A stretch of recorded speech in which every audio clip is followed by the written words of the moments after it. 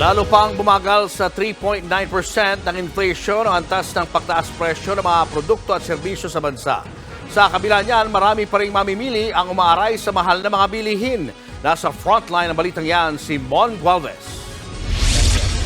Nasa 200 piso na lang ang natira sa 1,000 pisong budget sa pamamalengke ni Tatay Jeffrey nang maabutan namin sa Kamuning Public Market sa Quezon City.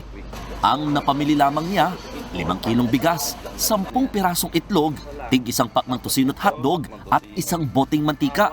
Para raw ito sa 3 araw ng kanilang pamilyang may 6 na miyembro.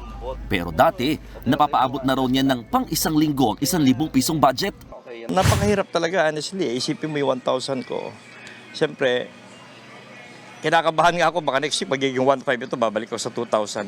Hindi mo alam yung presyo, nagbabago sa palengke, halos araw-araw. Ang tanong, hanggang kailan magtitiis ang mga Pilipino sa mahal na mga bilihin? Bababa pa kaya ang presyo ng mga pangunahing produkto?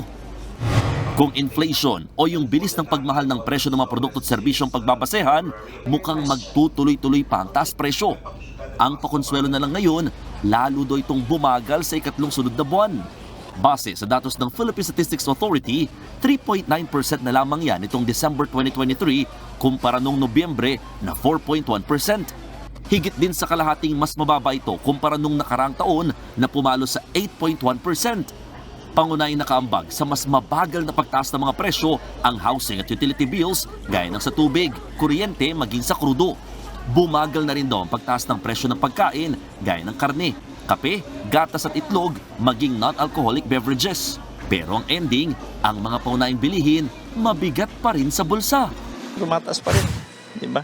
Isipin mo na lang yung mantika na 20 pesos ngayon, 35 ang bili ko. Dating binibili ko, bibili ka ng manok.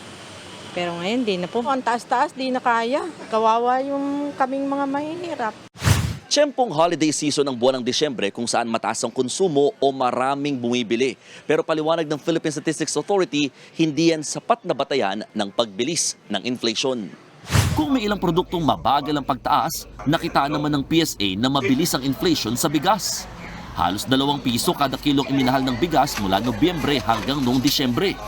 Mukhang mananatili pa rin daw ang ganitong trend sa presyo ng bigas sa mga unang buwan ng 2024. Ayon kay Pangulong Bongbong Marcos, nakakatuwa ang pagbagal ng inflation.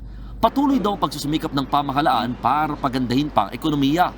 Tinututukan din ang sektor na agrikultura para sa mas murang pagkain. Nagbabalita mula sa Frontline, Mon Gualvez, News 5.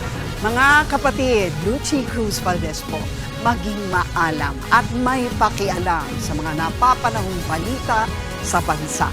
Tumutok at mag-subscribe sa News 5 social media pages.